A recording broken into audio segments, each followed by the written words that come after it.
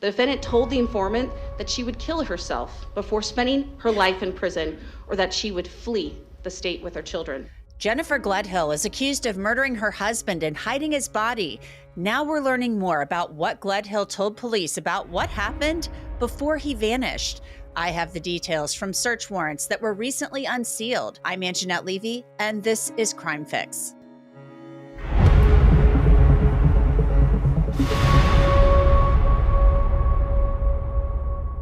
So before I get to the very latest on Jennifer Gledhill's case, I want to talk a little bit about true crime news and Law&Crime merch. The Law&Crime docket is your one-stop shop for trending stories, thrilling body cams, and an exclusive look at brand new shows and podcasts from the faces you love.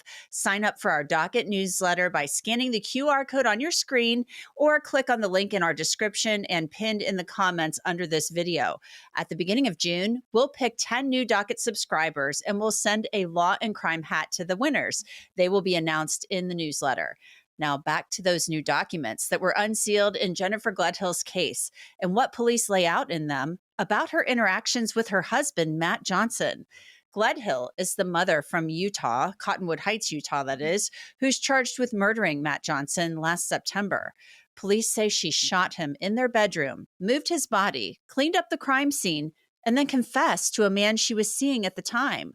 Gledhill has pleaded not guilty to charges, including murder, obstruction of justice, and tampering with a witness. She was in court at the end of February for a detention hearing where the prosecution laid out a lot of its case and new details. So first, Your Honor, Matthew has not been seen or heard from since September 20th of 2024. He's not been to work. His family and his friends have not seen him. There's no phone records or bank records, no activity. His military ID and his passport were found in the master bedroom, and the last person to see him alive was the defendant. In fact, some of the new evidence the state has are videos taken that night of the defendant and Matthew arguing in the master bedroom. Now, Matt Johnson was a member of Utah's National Guard, and his colleagues became really concerned when he didn't show up for work after returning from a planned vacation. At that hearing in February, prosecutors said they still had not found Matt Johnson's body, but they discussed what the man Gledhill had been seeing claimed that she told him. The defendant confessed to the informant that she shot Matthew in the master bedroom with a gun as he slept in the master bed. She confessed that she smashed Matthew's cell phone and hid his truck in a neighborhood near the house. She also confessed that she loaded Matthew's body into a rooftop storage container, slid him down the stairs, and loaded him into the back of her minivan. She confessed that she took Matthew's body north, dug a hole, and buried him in a shallow grave. And she confessed that she cleaned everything up. Much of the information that was provided to law enforcement by the informant has been verified by actual tangible evidence. Evidence which the state will now present in our detention hearing exhibits.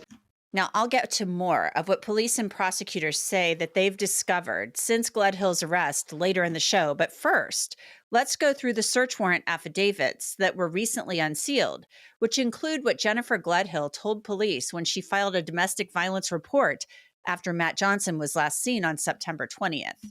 The affidavit states, Jennifer stated after the children had left, her and Matthew went into the residence and began drinking whiskey and talking. Jennifer informed me the evening's events then turned into consensual sexual intercourse. Jennifer informed, due to the intoxication from the whiskey, she had a hard time recalling the events that took place after her and Matthew had sex. So Jennifer Gledhill told police her children were not home that evening and that she and Matt Johnson had sex and had been drinking. The affidavit continues. Jennifer stated Matthew became upset but couldn't remember why. Jennifer informed me she remembered Matthew was on top of her with a closed fist striking her several times. Jennifer showed me her arms, and I observed several bruises on both of her arms and hands. I observed Jennifer also had a bruise under her left eye. Jennifer stated she had more bruises on her upper thigh and on her sides near her bra. This case really goes to show you how important it is to know everything you can about the people you let into your life. That's why truthfinder.com is such a great resource. It's one of the largest public record search services out there. It's great because it will show you a person's past and current addresses, phone numbers, social media accounts, and of course, criminal and traffic records. If you want to try Truthfinder, you can get a really great deal, 50% off of those confidential background reports. Just log on to www.truthfinder.com/LCCrimeFix. Log on and start accessing information about almost anyone. Now, police wrote that they actually had a female officer take photos of those bruises. The officer's account continued. Jennifer was not real clear if she had lost consciousness or if she had just gone to bed after she had been beaten. Jennifer informed me she did not report the incident on Saturday morning because she had made a deal with Matthew. Jennifer stated she had a long history of calling the police on Matthew for non-criminal altercations, and that Matthew had told her the police would not believe her if she called. Jennifer informed me her and Matthew had decided he would go back to work at Camp Williams with the National Guard, and she would stay at home and they would not be together, and she would not call the police. Now, on September 24th, Matt Johnson's coworkers came looking for him after he didn't show up for work. The documents also showed that police suspected Jennifer Gledhill's parents, Tom and Rosalie Gledhill, helped her cover up the crime. The affidavit states, on September 19th, Jennifer sends a message to Thomas to don't forget to give me your card information. On September 18th, Jennifer messages Thomas and states, I need $13K by Friday. The affidavit also states on September 18th, I observed a transfer from Thomas to Jennifer's Venmo account of $1,000. Thomas transfers his Venmo deposits. Now, Tom and Rosalie Gledhill were arrested late last year on suspicion of obstruction, but they were never formally charged, and they were later released. All right, so to talk about this new information we are learning, I want to bring in Rich Schoenstein. He is a trial attorney. Rich, what do you make of this new information we're learning? You know, these are unsealed search warrant affidavits where Jennifer Gledhill is going to the cops, you know, a few days after her husband is last seen alive and saying, oh, look, I've got all these bruises. I can't, we were drinking whiskey, we had sex, and then he's like on top of me, hitting me. I can't remember what happened. And then nobody ever sees him again. Yeah, well, it's a very intriguing story. I think I told you these husband getting murder cases scare me a little bit. Yes, very much so. Yes, and I can understand why. You never know.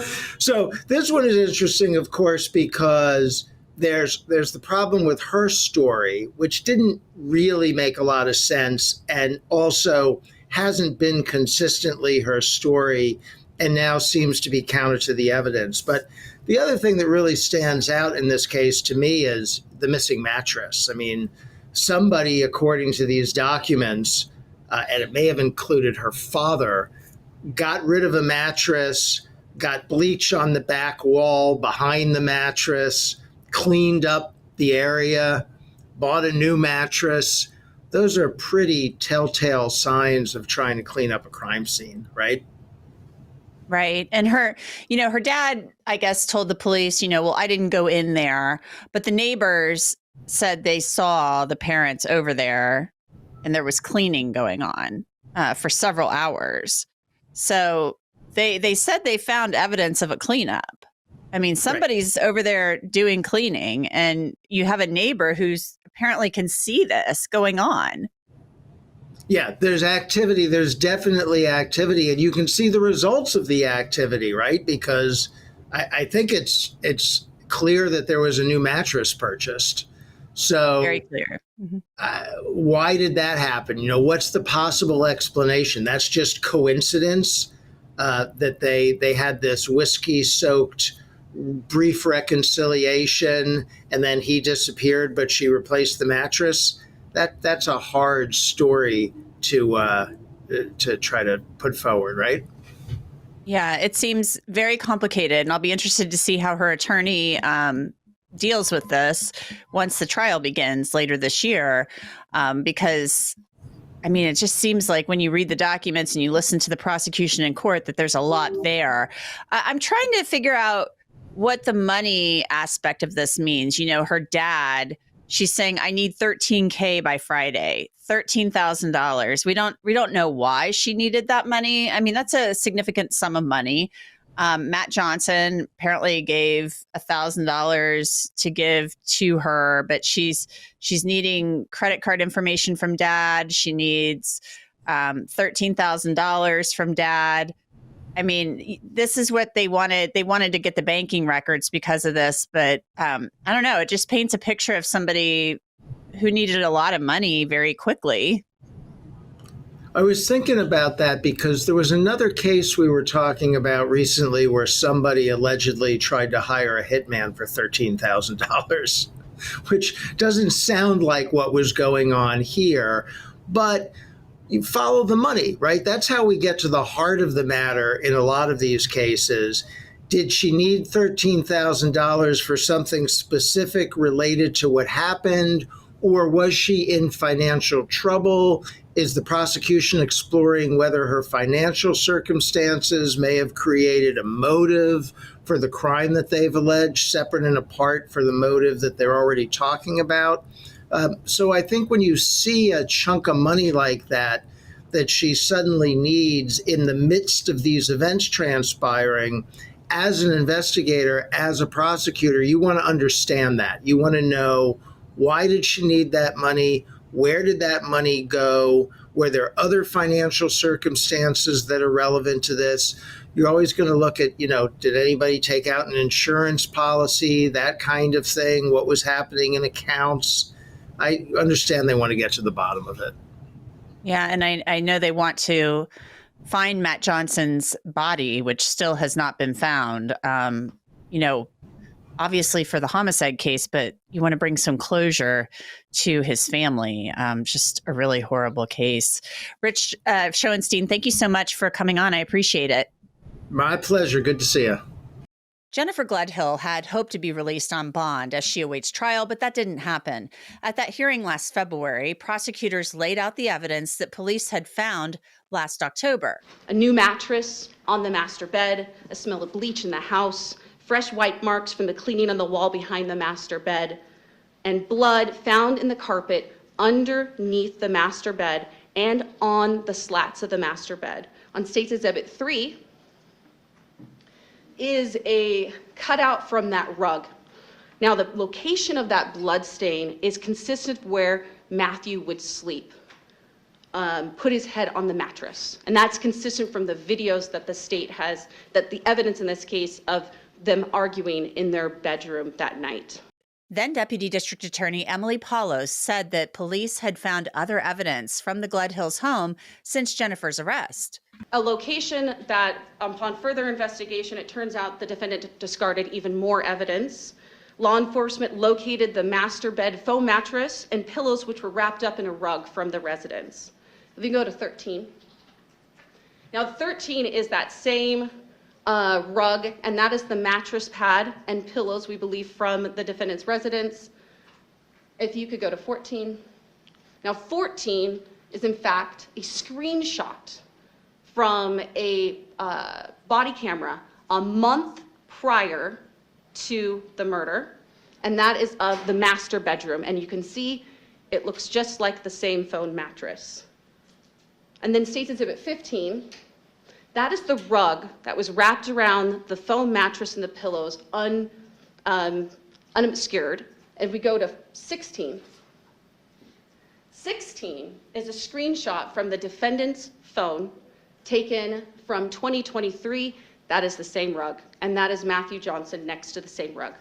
Now, Paulos pointed to other actions that could point to premeditation. She arranged for the children to stay at her parents' during the evening that Matthew was killed. And she asked her parents to keep the children home at their house for another day, presumably while she was cleaning up the crime and disposing of Matthew's body. The evidence is significant that the defendant obstructed the investigation by removing the mattress and replacing it days later with a new mattress.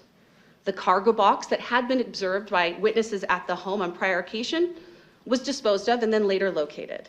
The mattress pillows and the mattress pad were also disposed of and then later recovered. However, the mattress is still missing.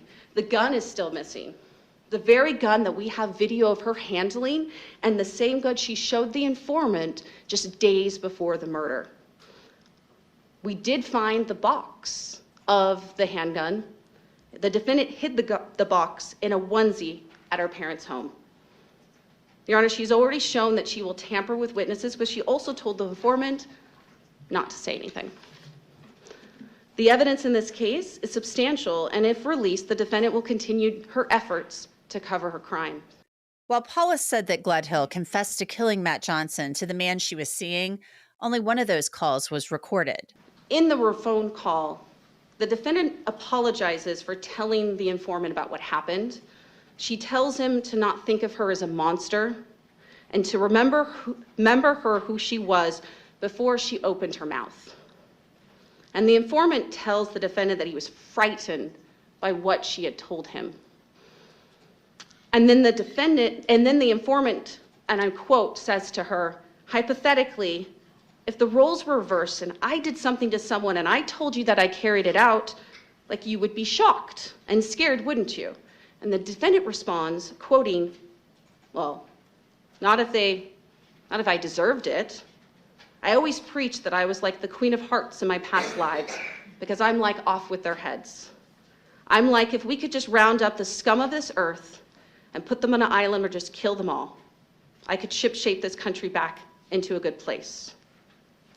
Now then, even in that phone call, she starts claiming that this is just a hypothetical situation. However, she tells, and I quote the informant, I think that the fact that you got scared of me, that part, it broke my heart because I was like, wow, if you think I could even hurt a fly, like he's not a person. He wasn't a person anymore. He wasn't Matt anymore. And what's key from that recording is at this point, Matt hadn't been reported missing.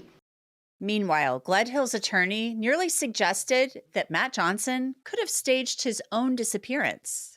I think when you're looking at evidence, oftentimes when we're doing this job, you realize pretty quickly that there are oftentimes two sides to every story and explanations that if offered, could make sense in different contexts.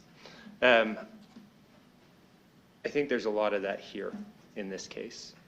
Now, getting to what the state has to show in order to maintain the no bail hold. As the court knows, they have to satisfy the substantial evidence prong. The two biggest factors that cut against the state's requirement of substantial evidence are the lack of a body and lack of a murder weapon. Mr. Johnson is a highly trained Special Forces officer with several tours of combat under his belt and is equipped with abilities your standard citizen simply does not have. These abilities and experiences give multiple explanations and possibilities that have nothing to do with Miss Gledhill as it relates to his disappearance. In the end, the judge sided with the prosecution and kept Gledhill behind bars. Ms. Gledhill, your attorney, I'm sure, has explained this. It's been discussed here today. Under Utah law, anyone who's been arrested or charged with a criminal offense is entitled to bail as a matter of right, except with certain conditions. The court has to make certain findings to say that bail isn't appropriate. The state here has argued that there is substantial evidence to support the felony charges that have been filed here. And I agree that there is substantial evidence.